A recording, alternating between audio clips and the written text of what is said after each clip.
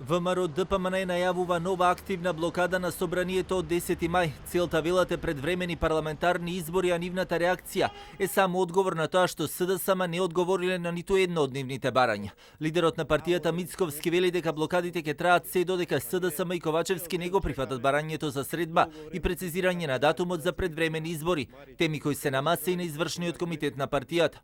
Активна блокада ќе биде онаа блокада на се во парламентот, освен на оние закони кои што се однесуваат за помошта кон граѓаните за поистоки плати и пенсии. Од СДСМ пак денеска возвратија дека не е време за блокади, особено во услови на криза, и нема да дозволат, како што велат, деструктивната политика на Мицковски и ВМРО ДПМН штетно да влијае на граѓаните и на законите кои се носат во нивна корист. Денес имаме ситуација, или во овие 2 години имаме ситуација на 50-60 закони кои што се блокирани од страна на опозицијата или со амандмани или со незакажување на комисии.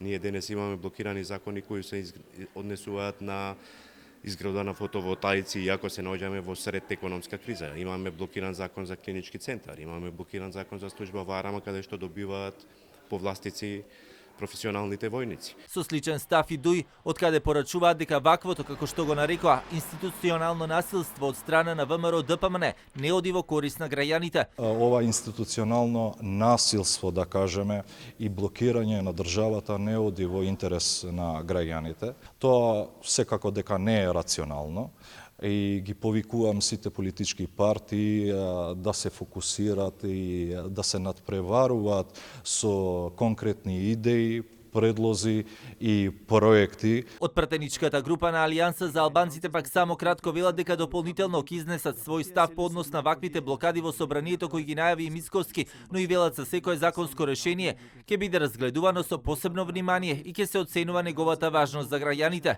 Активната блокада на најголемата опозицијска партија ќе се однесува на сите закони кои власта ќе сака да ги донесе, освен на оние кои се од особено значење за граѓаните, односно исплатата на пензиите и платите, но и евентуалните покачувања.